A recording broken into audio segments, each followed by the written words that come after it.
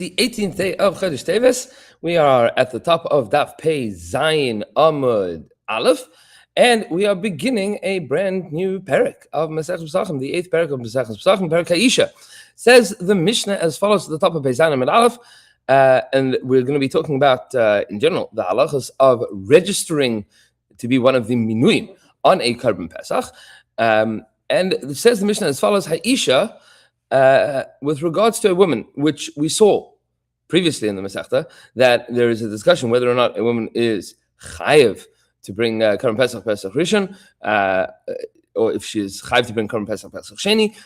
It is clear that the Gemara is assuming, or that this Mishnah is assuming, the opinion that a woman is chayiv in bring Korban Pesach Rishon.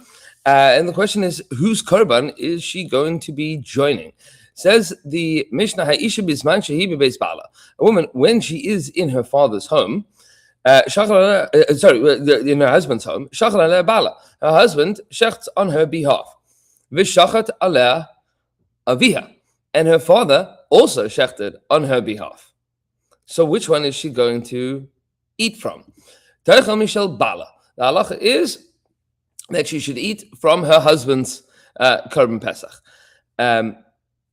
Now, what exactly is this discussion about? Says Rashi, the first Rashi of the Perek, "Di mistama data limanos al shel bala kolzman shelo pirsha she data b'shel avia." Because the stama understanding is that a woman is going to be eating with her husband. That's what she's planning on doing, unless she is expressly stated that she's going to be eating from her father's Korban Pesach.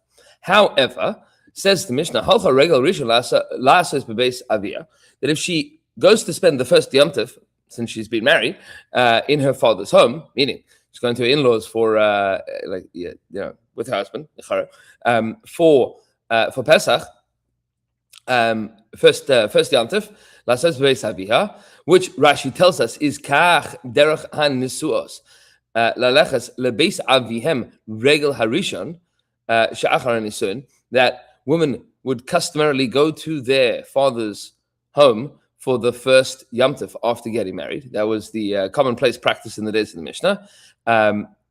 If she does this, so Shachal Aleh Avia v'Shachal Aleh Bala Teichel b'Makom Shehi Raitza, that if her husband shechted Korban Pesach on her behalf, and her father also shechted Korban Pesach on her behalf, then she eats from whichever one she wants. She gets to choose.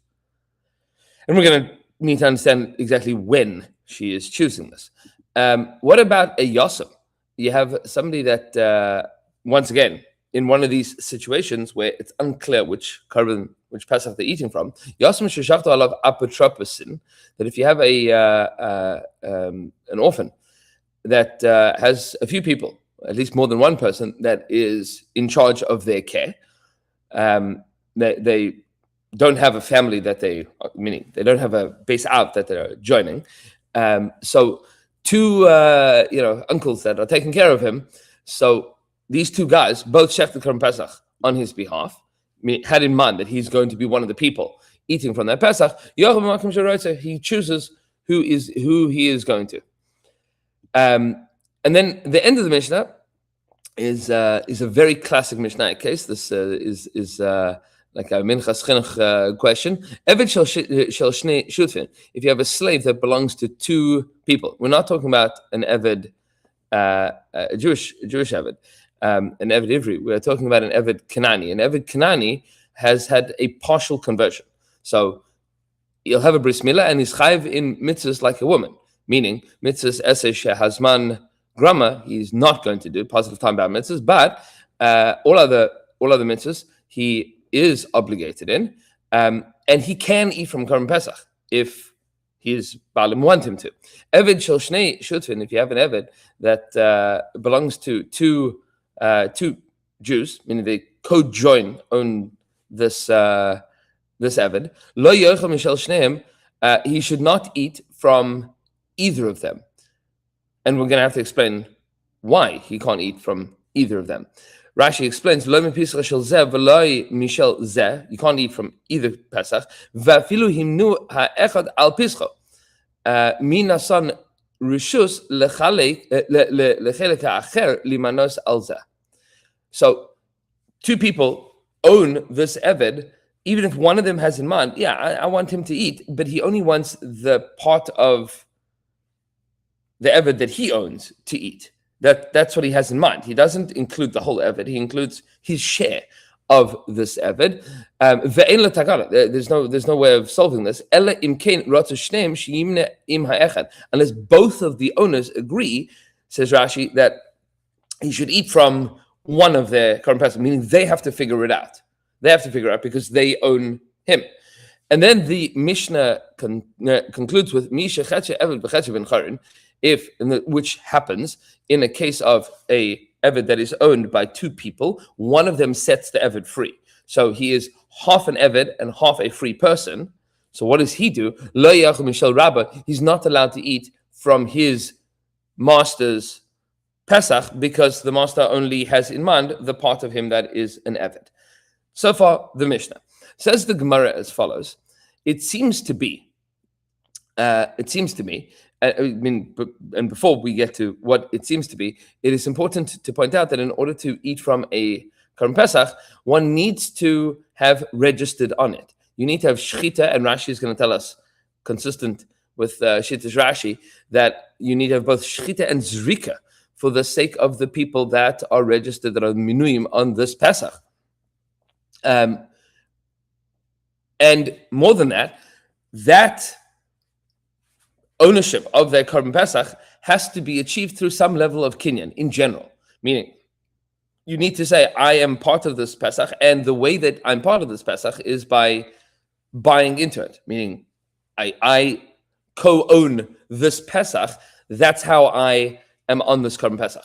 However, there are certain people that are assumed to be part of a Pesach that don't have to buy into it, and that would be children in their parents' home or a woman in her husband's home. And therefore, the Mishnah is dealing with a case where it's unclear. In both of these cases, it would be normative, both a girl in her father's home and a woman in her husband's home, that the husband has included them in their Pesach without them having to buy into it. And now we have a question, well, which one is she going to eat from? Says the Gemara, and you can only be registered on one Korban Pesach.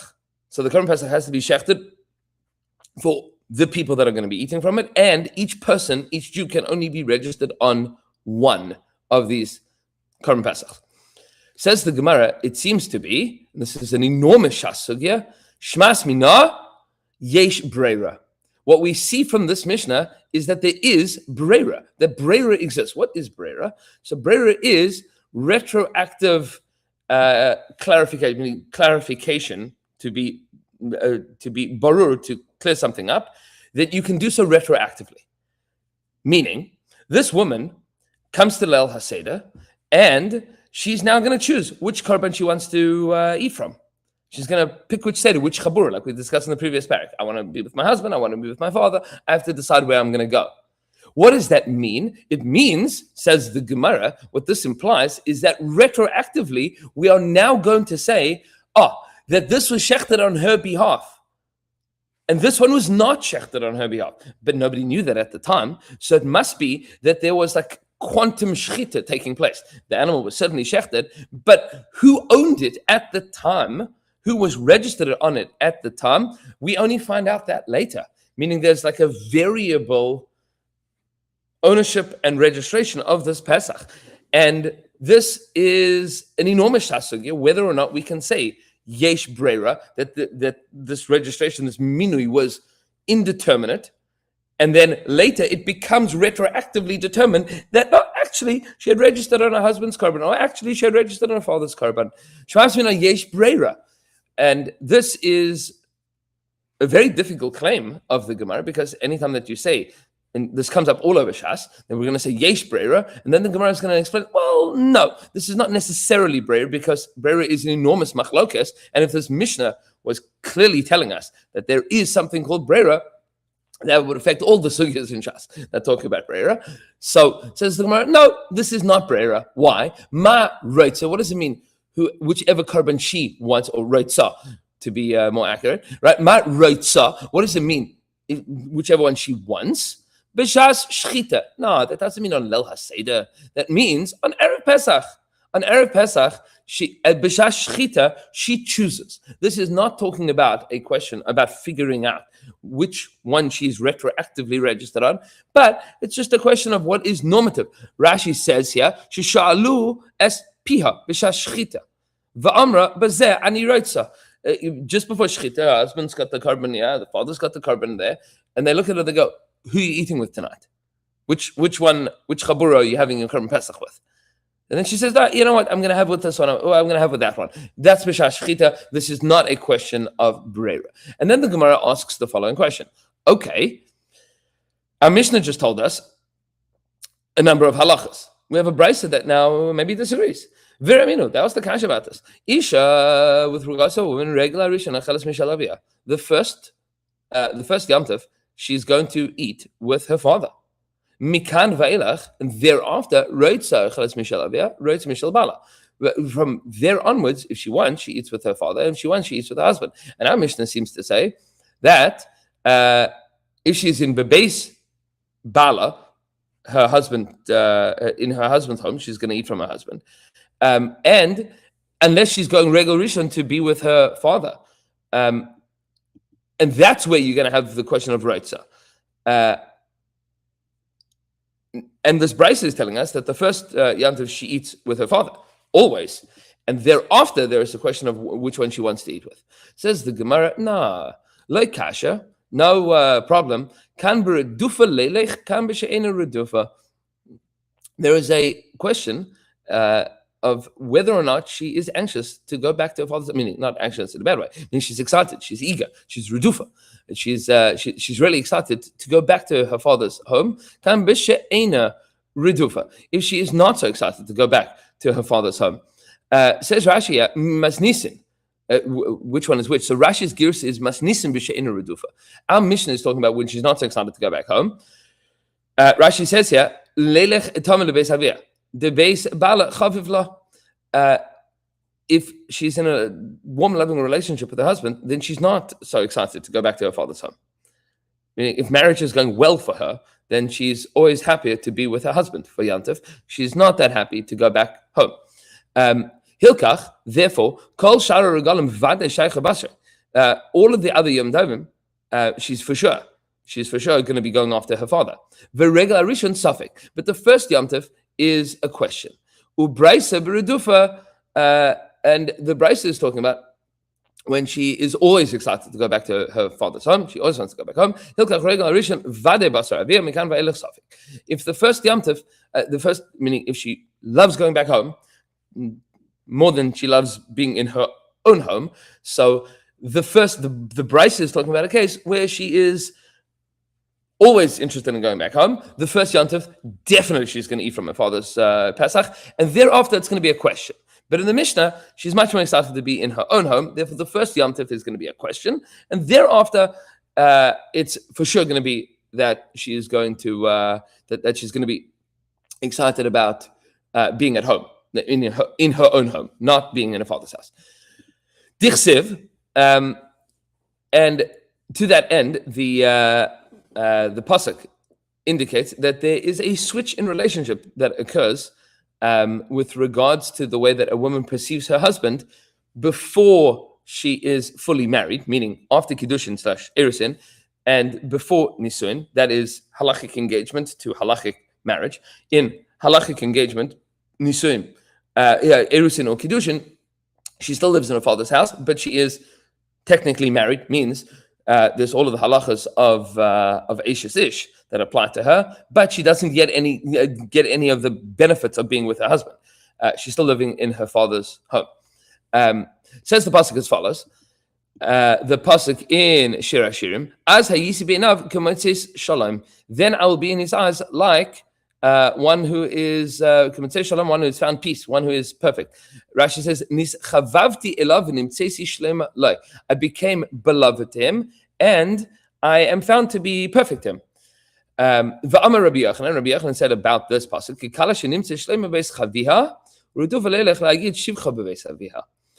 This is a bride that is perfect in her father-in-law's house,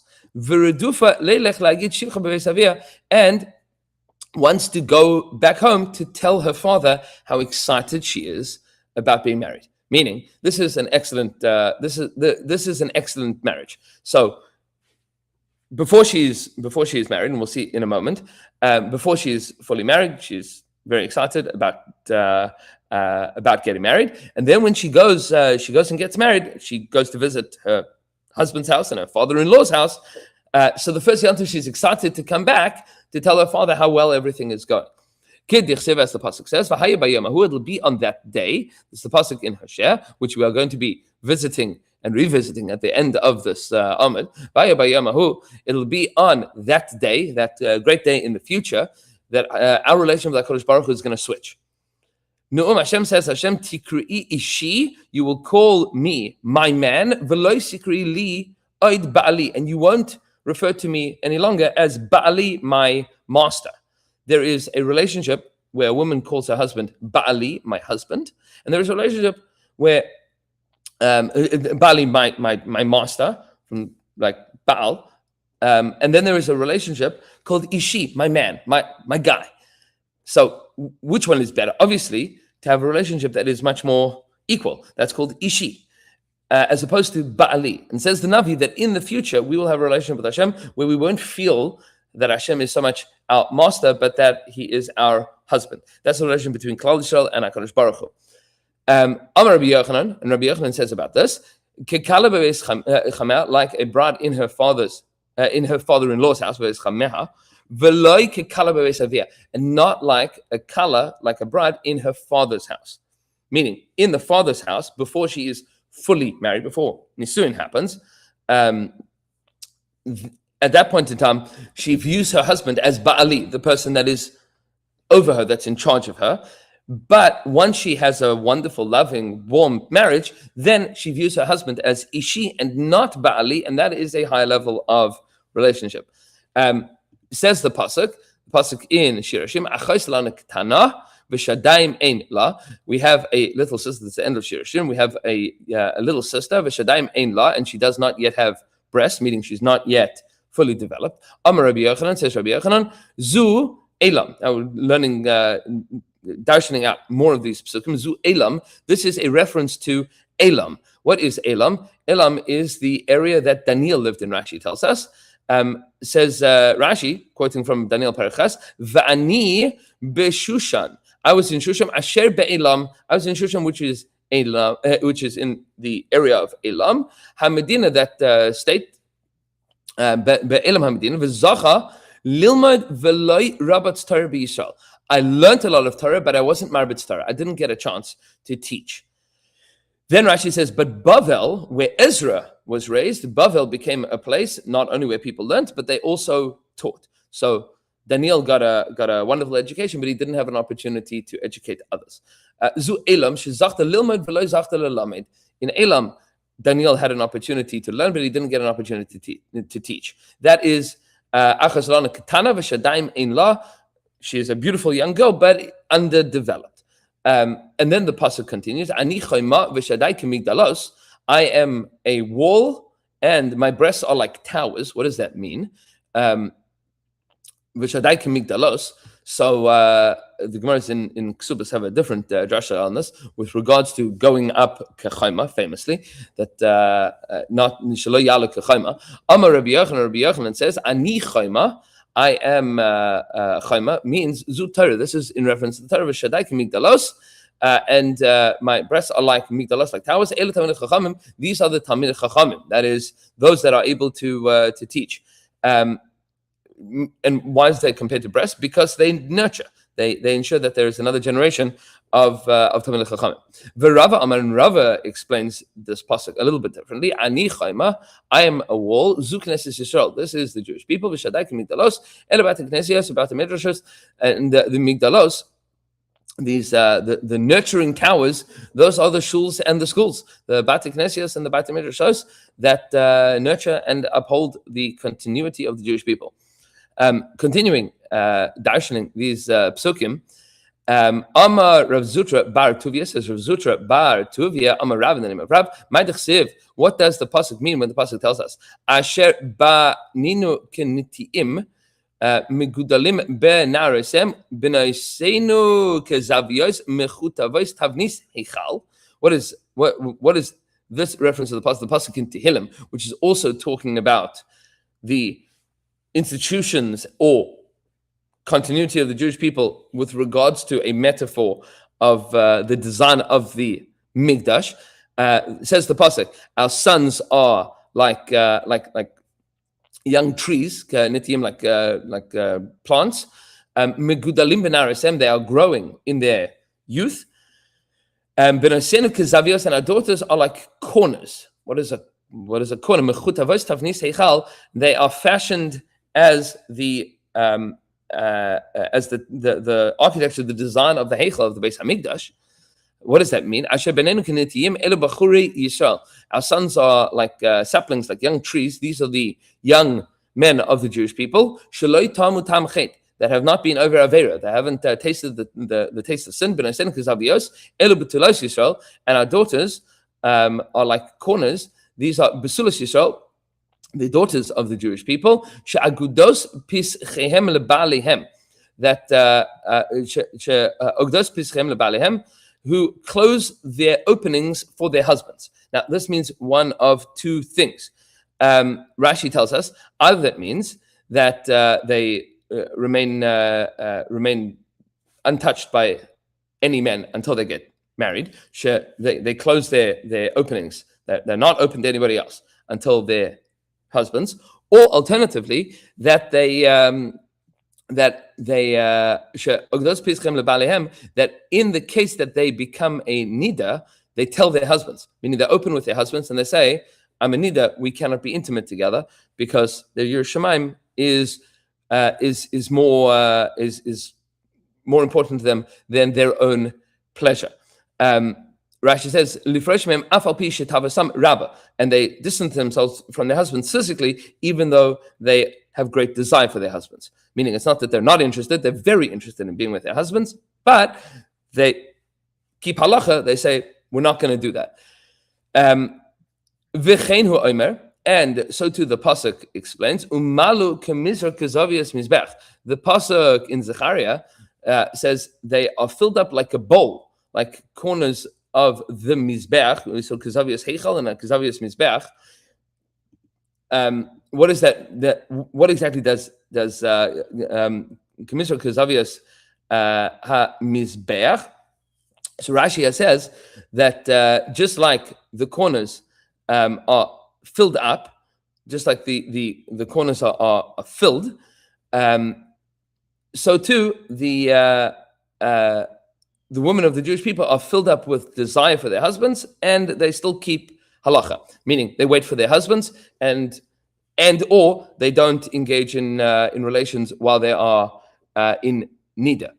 Ibai sema mehacha, or you could say from here, mezavinu zavinu mileim mifikim mizan el zan, the pasuk in Tehillim. Our corners are filled, and they sustain from zan el zan. Zan el zan means from the harvest season until the harvest season. From the word zavios or zavis, mizavinu mileim, that all of these things are in reference to the greatness of the daughters and wives of the Jewish people. Mechutavos, continuing, Dirshu in the pasuk, mechutavos tavnis heichal. Rav Zutra is continuing, explain the pasuk, yeah? Mechutavos tavnis heichal.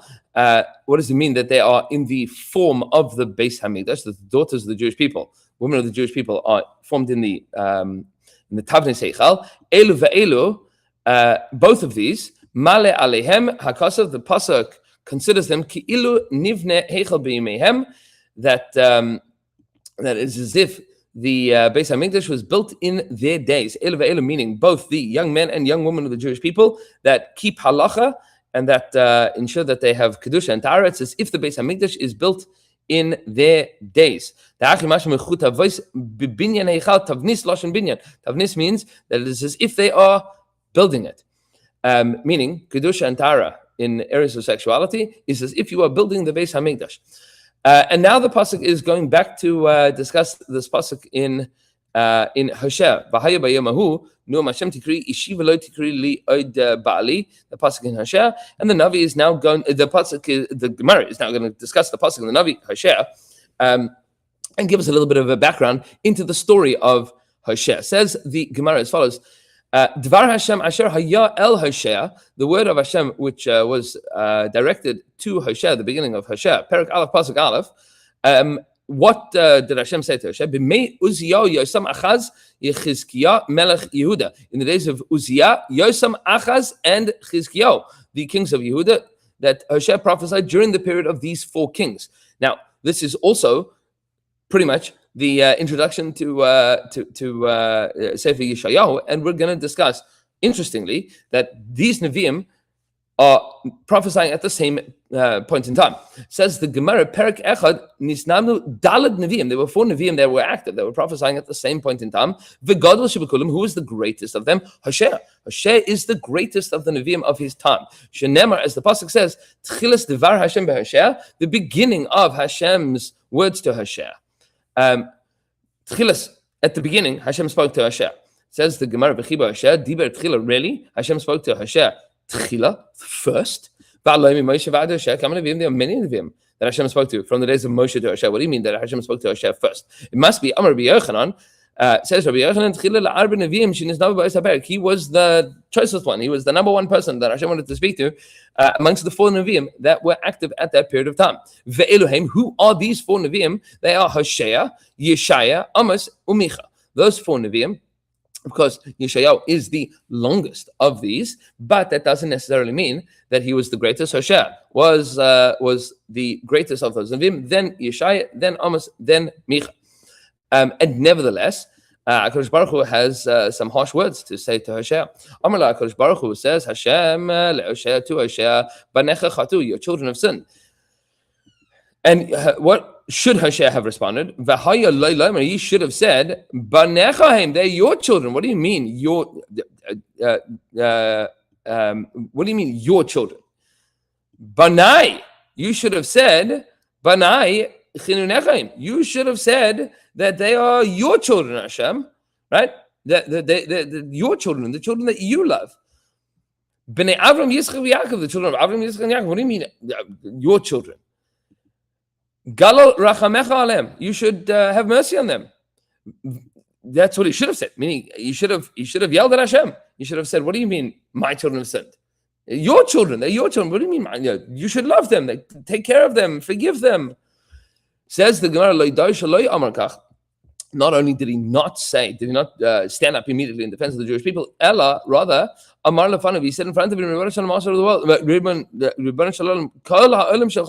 the whole world is yours. So switch them out. Say, we're going to cancel the Jewish people and pick another nation. Amar HaKadosh Baruch Hu, what am I going to do? What am I going to do with this old man, this great Navi, right? What am I going to do with him? He didn't stand up in defense of the Jewish people. I will say to him, which is the beginning of the Navi Hosea, that Hashem says to Hosea, I am commanding you to go and get married to a prostitute and to have children with her. And afterwards he says to him, Shalcha me'al panah, send her away. Get rid of your prostitute wife. If you could send her away. And then I'll go send away the Jewish people. Meaning, I'm telling you, go and marry a girl that you know has been unfaithful and will continue to be unfaithful to you. Go be with her and have children with her that you might or might know whether they are your children or they're not your children. And then once you've developed a relationship with her and you've lived in a home with her, then go and send her away. If you can do that, I'll send away the Jewish people. Meaning, how can you tell me to send away my children? They're my children, even if they have rebelled against me, even if they've been unfaithful. The pasuk says, go and marry a prostitute woman and have prostitute children. And then the pasuk says, and Hosea went and he married Gomer bas Tevelim. And we are going to continue darshaning this drasha of Yikach as Gomer Bas Tevelim. Tomorrow, Be'ez Hashem Yisbarach, we're going to go through this whole discussion and a number of additional agaritas. That's how our Perek is beginning. And Be'ez Hashem Yisbarach, everybody should have a beautiful day and enjoy a little bit of an agata break after a couple of tough dapim of halacha. We'll see you Be'ez Hashem Yisbarach tomorrow.